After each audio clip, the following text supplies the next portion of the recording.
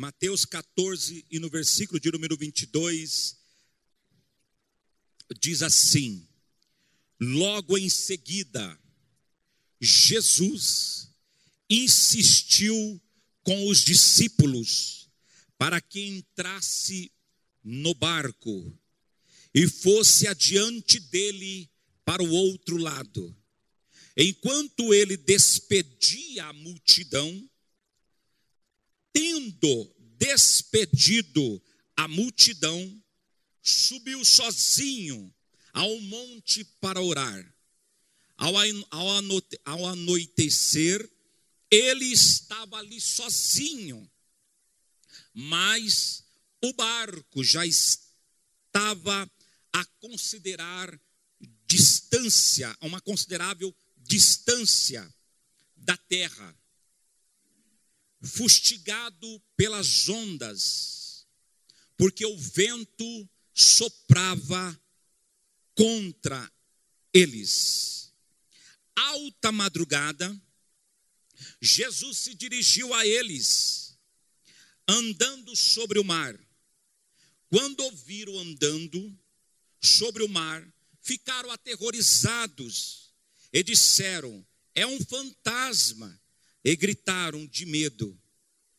Mas Jesus imediatamente lhes disse: coragem. Vou repetir: coragem, sou eu, não tenha medo. Senhor, disse Pedro, se és tu, manda-me ir ter ao teu encontro por sobre as águas. Jesus responde: venha. Então Pedro saiu do barco, andou sobre as águas e foi em direção a Jesus. Mas quando reparou no vento, ficou com medo e começou a afundar e gritou: Senhor Jesus, salva-me. E olha a ação de Jesus no versículo de número 31. Imediatamente Jesus estendeu a mão e o segurou. Amém? Curva a sua cabeça. Vamos orar a oração de confissão. Querido Jesus, perdoa os nossos pecados. É uma oportunidade dada durante o culto, que faz parte do nosso culto, que é confessar os nossos erros, os nossos equívocos, os nossos pecados, as nossas falhas, porque durante esta semana, certamente, pessoas pensaram coisas equivocadas, falaram aquilo que não deveria falar, agiram de forma equivocada. Isso nos traz a consciência de que precisamos nos voltar ao Senhor e dizer: nos ajuda, nos perdoa, nos regenera, nos levanta, nos restaura, tenha misericórdia de nós.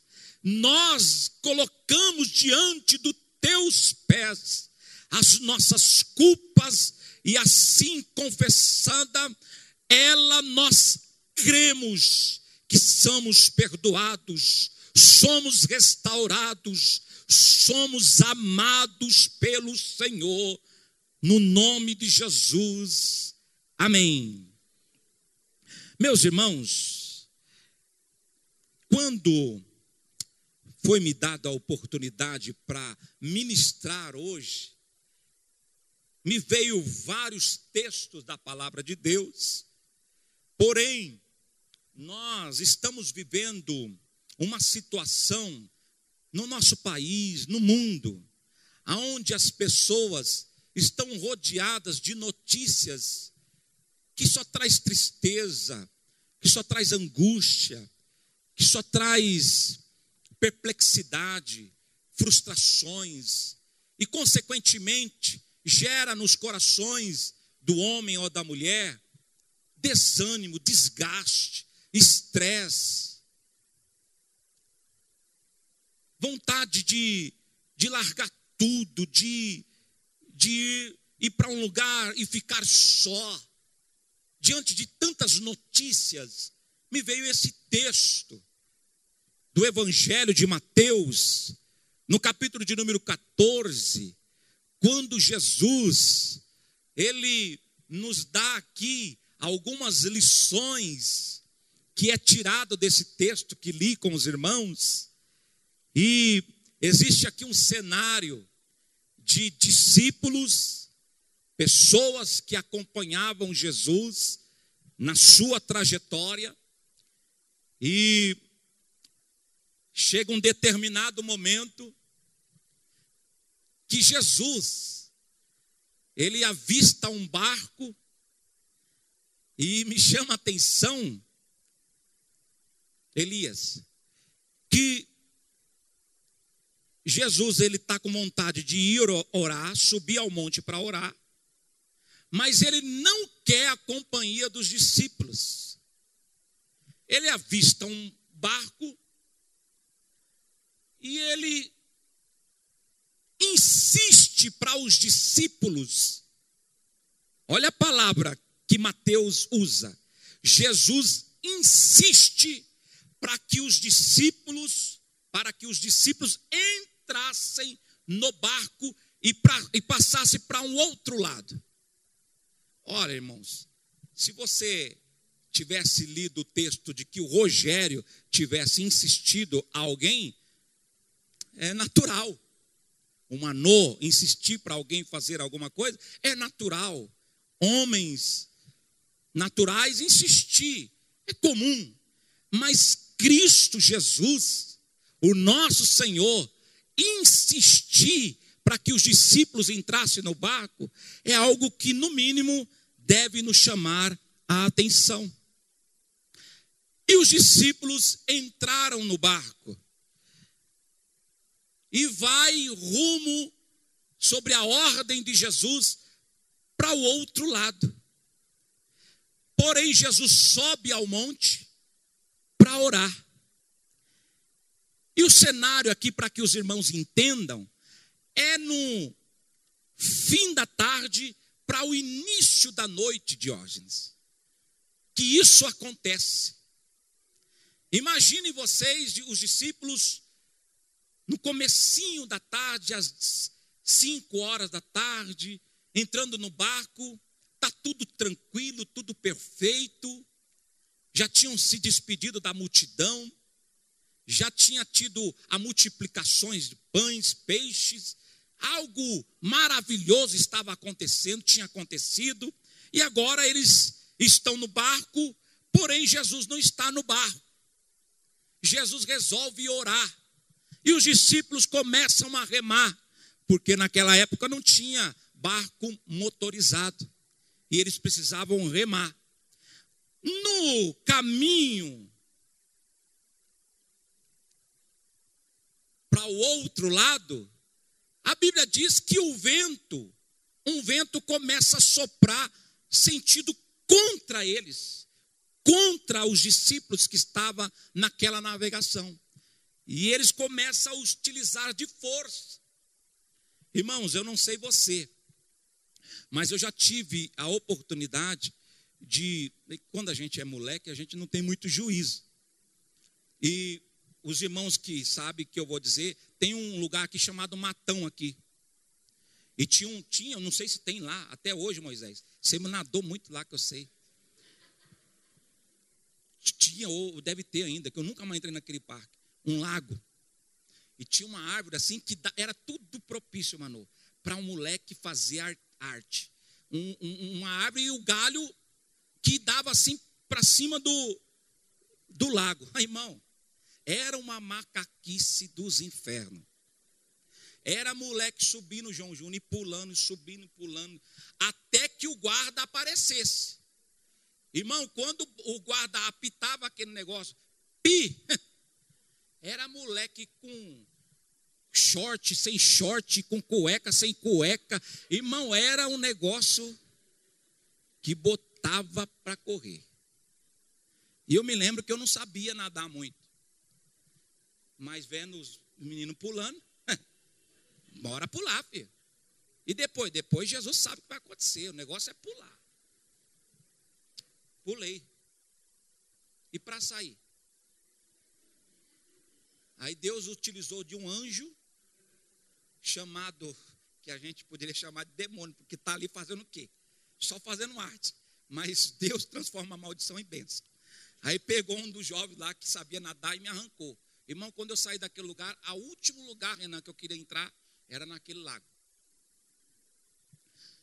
Imagina num lugar onde a correnteza e o vento é contra. Porém, nós estamos falando aqui de homens que era perito. Eram homens que sabiam nadar. O pastor Juvenal, ele teve a profissão de bombeiro. E ele conta as histórias e sabe nadar muito bem. Dos resgates que ele tinha que fazer quando tinha pessoas ali, tinham sido mortas, ele tinha que resgatar aquelas pessoas. É muito comum para alguém que é bombeiro ir lá resgatar, nadar, domina o ambiente que está. É muito comum isso. Nós estamos falando aqui de Pedro, nós estamos falando aqui de João, de Tiago, de homens que nasceram no mar, nasceram e estão remando. Porém, as suas forças, elas vão se esgotando. Eles vão perdendo o domínio da situação. Porque o vento, a princípio, era apenas um vento que era contra a navegação. Agora ela se transforma numa tempestade, em algo furioso, que fez com que os discípulos se perdessem a direção, perdessem o domínio da situação. E Jesus está onde? No monte, fora do barco, orando. Eu falei para vocês do detalhe que eles entraram no início da noite, porque a primeira vigília era das 6 às 9, é isso, Manu? Das 6 às 9. Essa era a primeira vigília da noite. Das 9 à meia-noite era a segunda vigília. Da meia-noite às 3 era a terceira vigília. Nós estamos falando de 3 da manhã. E das 3 da manhã às 6 da manhã era a chamada quarta vigília. E sabe quando é que Jesus aparece? Na quarta vigília. Imagine você, antes das 5 da tarde, entra no barco, Júnior, e está tudo tranquilo. De repente começa um vento que é contrário. Até então está sob o meu domínio. Estou aqui remando, Lia. Está tudo tranquilo. De repente o vento começa a ficar mais forte. As minhas forças começam a ficar se esgotando, se esgota. E entra a primeira vigília, eles estão remando, cansados. Acaba Pedro de remar porque não aguenta mais, entra Tiago, e assim vai entrando o outro, e todos estão esgotados, porque já chega a quarta vigília, e eles estão só, em meio à tempestade, sem domínio da situação, perplexo, frustrado, beirando a morte, desesperado, e de repente, diz Marcos, No outro texto, que Jesus termina de orar, olha à vista e vê que o barco está distante, eles estão ali numa situação complicada. Jesus analisa a situação, vê que eles tinham perdido o controle da situação. Jesus então desce do monte, não tem barco perto, não tem como utilizar-se de um barco, pastor Juvenal, para ir até os discípulos. O que fazer? Aí entra Jesus. Que nós estamos falando de um ser, Vanderlei, que nunca perdeu o controle da situação. Nós podemos perder, sim. Diante da perda, nos apavorarmos. Diante das lutas, nos desesperarmos. Diante das guerras, nos esmorecermos. Diante da angústia, entrarmos em depressão, em síndrome de pânico, perder o controle, perder as esperanças. Sim, somos passíveis disso. Porém, nós estamos falando de uma experiência que os discípulos tiveram, que Jesus entrou na parada. Glória a Deus. Jesus começa a andar no mar, dá até o joelho, até a cintura, não tem como ir mais. Eu não sei te explicar, porém, os pés de Jesus, quando toca na água, vira chão. Irmãos, eu não estou falando de uma historinha fantasiosa que a Disney inventou. Eu acredito piamente que o Criador, quem criou a água, Renan, foi o próprio Cristo. Porque a Bíblia diz que no início, no princípio, Ele era o Verbo. Aleluia. E o Verbo saiu pelos lábios do próprio Pai. E a Bíblia diz que tudo que Deus falava acontecia. Foi Ele que criou. Ele que dividiu a terra dos mares. Ele que criou as estrelas. Ele que criou a galáxia. A Bíblia diz que Ele, Deus, chama as estrelas pelo próprio nome. Esse é Deus que eu estou dizendo a vocês. Nós precisamos nos voltar a acreditar que nós estamos diante de um Deus que mesmo no vale, Ele está conosco. Mesmo nas tempestades, há um Deus interessado e que nos vê. A Bíblia diz que Deus, os seus olhos é como chama de fogo.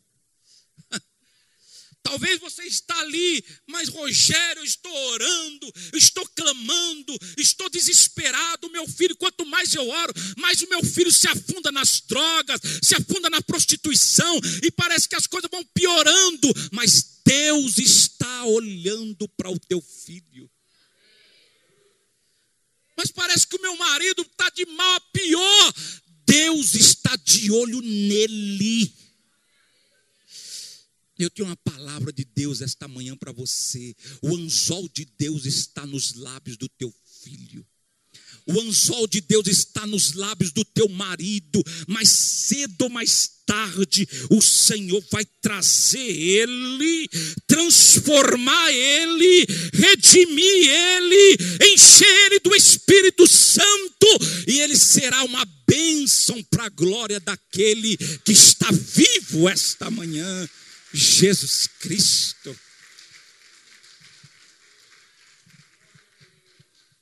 Pastor Juvenal,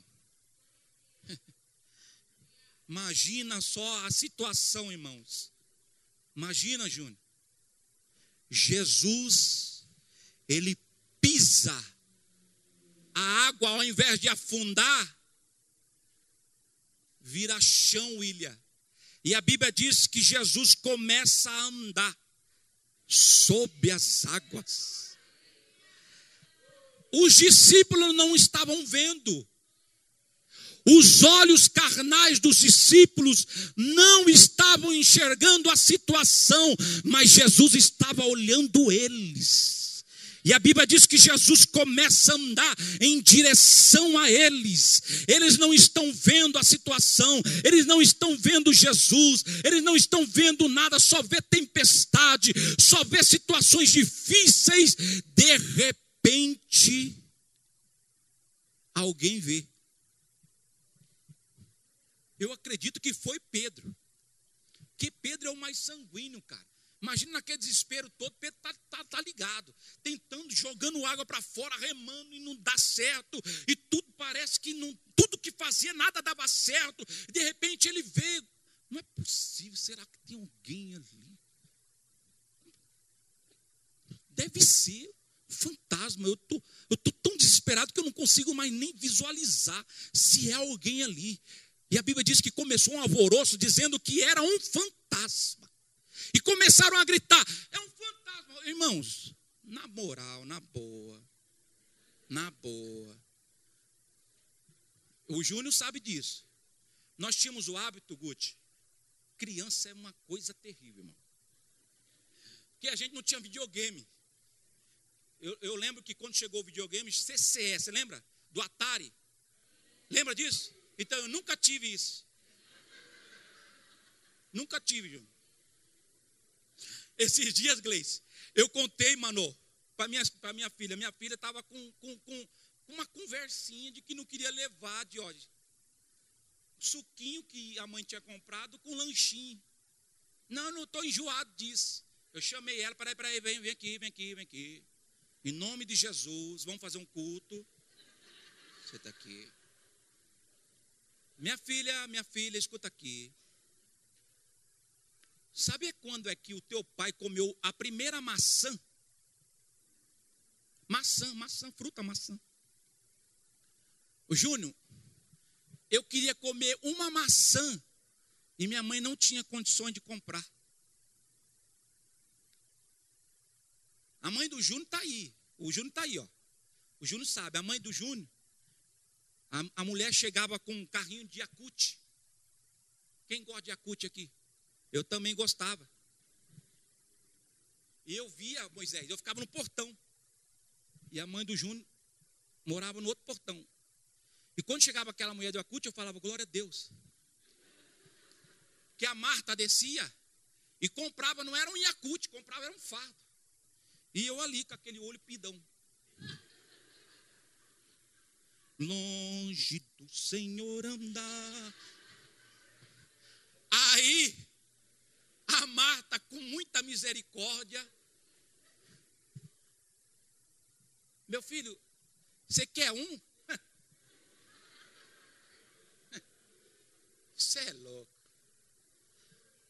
Para mim, só se for agora. Irmão, eu tomava aquele Yakult, ela não dava só Yakult, dava Yakult, dava Danone. Irmão, eu comia aquilo como se parece que... Aí eu falei para minhas filhas assim, minha filha, dê valor. Porque o teu pai trabalha dia, noite, dia, noite, dia, para tu ter, abrir a geladeira e ter alguma coisa aqui. Eu nunca tive isso, não. Então dê valor, minha filha. Quiser o lanche, está aqui. Se não quiser, chega na escola, toma água. Minha mãe dizia assim, sabe qual que é a melhor mistura? A fome. Irmão, você com fome, você come até pedra, você passa um óleo ungido, um azeite, você bota para dentro. Hoje os filhos têm tudo, mano, e não dá valor. Está tudo errado. Mãe, me ouve aqui, escuta aqui. Não dê moleza para esse cidadão aí, não. Não dê, não. Peraí. Não dê não. Não dê não. Bota para trabalhar. Vai trabalhar. Tem um menor aprendiz aí. A minha filha Nathalie, quando deu 16 anos, falei, filha, tá afim de trabalhar? Falou, só se for agora. Falei, bora trabalhar. Fui ali na Lapa, arrumei um negócio ali, chamado menor aprendiz, está trabalhando, já vai fazer 4 anos. Vai se formar o ano que vem. Tem que trabalhar, irmãos. Tem que dar valor. Dar valor. Mas vamos ao assunto que nos interessa. E Jesus começa a andar em direção aos discípulos. Pedro começa a gritar, dizendo que era um fantasma, e caindo no que eu estava dizendo, que nós, quando éramos criancinha, ficávamos tarde da noite na rua, e começava a falar do quê? Da mula sem cabeça, da loira sem cabeça, da mula sem cabeça, da loira que ficava no Siqueira ainda, olha só. O diabo é tão sujo, irmão, que ficava junto na escola que eu estudava. A loira. E sempre tinha mais adulto, né? Que ficava enchendo a nossa cabeça. E eu morava lá em cima no morro, assim, subia a escada lá em cima. Irmão, não tinha luz no corredor. Depois que eu ouvia toda essa história, e para subir, chegar em casa. E aí, Renan? Aí tinha um primo, que era o mais endemoniado de todos. Ele subiu antes, William, se vestiu de uma máscara de capeta, e tô eu subindo. Só o Senhor é Deus, só o Senhor é Deus, cantemos com muita alegria. E quem é que cai na minha frente com aquela máscara? O capeta do meu primo. Irmão, eu pensei que saiu sangue, eu fiquei parado, duro. Ele viu que ia me dar um trem ruim. Ele tirou a máscara e eu fiquei assim. Ele falou, é eu, Rogério, é eu. Irmão, eu não sei o que aconteceu. Eu sei que eu estou aqui hoje para contar a história.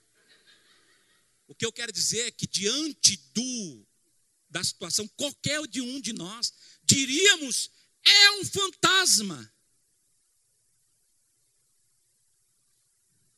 Quando eles disseram isso, Jesus ouviu e disse, não, sou eu, Jesus, estou aqui presente. Mas como é que o Senhor chegou até nós? Não tinha barco, não tinha navegação. Irmãos, para Deus nos socorrer, para Deus socorrer um filho, uma filha, Ele faz o que for preciso. Mas que Ele socorre, Ele socorre.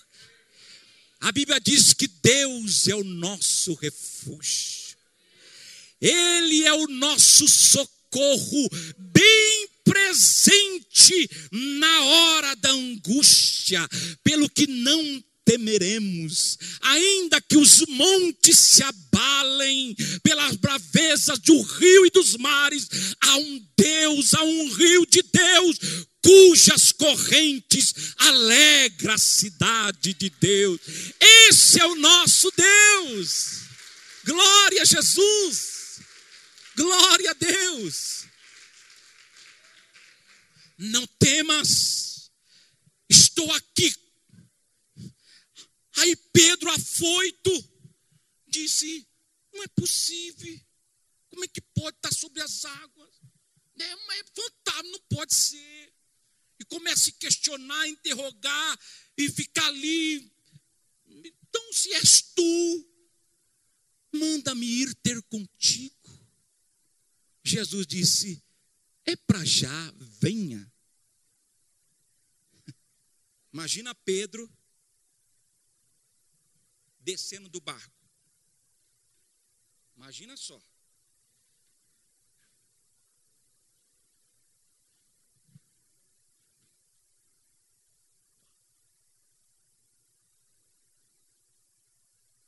Tiago falou para ele: e aí, Pedro? Está dando certo. Coloca o outro pé, Pedro.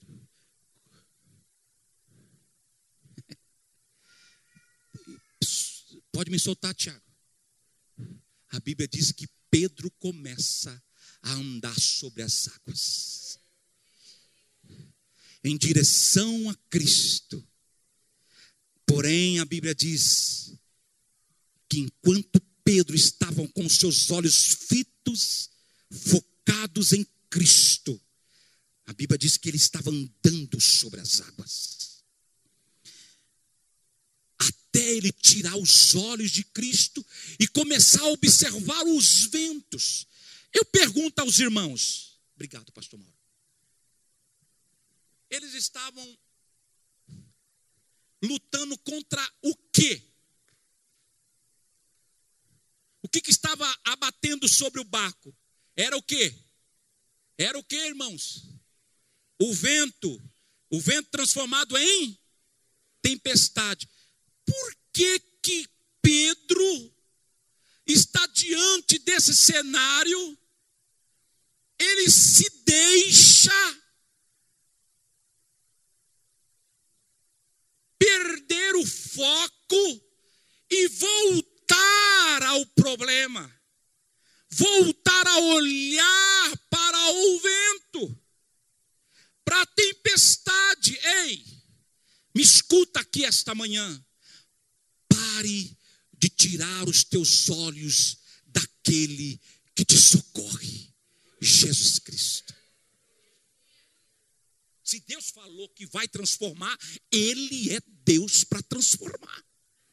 Se Deus falou que vai curar, Ele é Deus que vai além da medicina. Ele é Deus que pode entrar na UTI, pode entrar no hospital, Ele pode entrar até num velório e ressuscitar aquilo que está inclusive morto.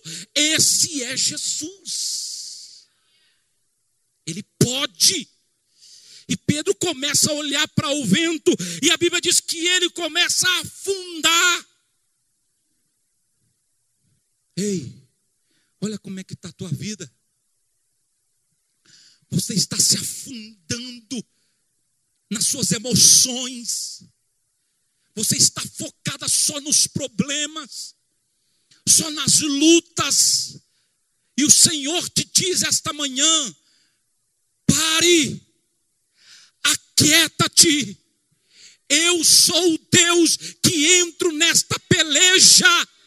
Esta peleja não é tua, é minha, diz o Senhor para ti esta manhã. Nesta batalha não tereis que pelejar. Parai, ficai quieto, porque o Deus, os generais dos generais, entra nesta batalha, Ele vai te dar vitória, você não vai se afundar. O Senhor dos exércitos estende as mãos sobre ti esta manhã. Senhor, socorro! A Bíblia diz que Jesus estende as mãos, e eu imagino Pedro se levantando. Glória! Fica de pé, Pedro. Olhe para mim, Pedro. Pedro se levanta, pisa sobre os mares, Pedro. Pedro pisa, olhe nos meus olhos, Pedro.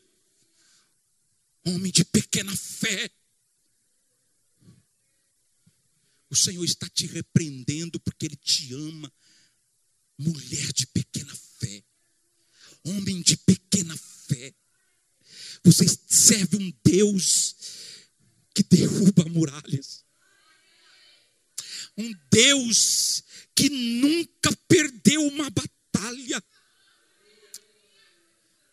Quando o coral estava cantando, ó, quão lindo este nome é, a minha lágrima estava descendo, sabe por quê? Porque me veio um filme. Quando Deus levanta do monturo necessitado. Oh, gente. Oh, gente. Nós estamos diante de um Deus que abre porta onde não tem. Ele abre caminho em meio ao mar. Ele abre caminho para nós passarmos. Esse é Deus. Nós precisamos se voltar às histórias bíblicas, porque são histórias que aconteceram, são verídicas, das quais os discípulos, quando olhou, Pedro está de pé, Jesus abraça Pedro. Vamos, Pedro. Eu imagino Pedro e Jesus andando em direção ao barco. Tiago, os discípulos, meu Deus, não é possível. E de repente Pedro entra no barco. A Bíblia diz que estava tendo uma tempestade, um vento para tudo quanto é lado. Mas quando Jesus coloca os pés sobre o barco, a Bíblia diz que o vento cessou. A tempestade acalmou. Eu fico imaginando a natureza. Por que só quando Jesus entrou que o vento cessou? Eu fico imaginando a natureza. Se a água pudesse falar e o vento pudesse falar, com certeza eles diriam assim: Júnior, agora quem está no barco é o nosso Criador. Vamos se aquietar, porque Ele está no barco. Ei, esta manhã o Senhor te diz: eu entro no teu barco. Este vento que está revolto, essa tempestade que parece que não vai nunca mais acabar, o Senhor te diz: eu entro no teu barco esta manhã.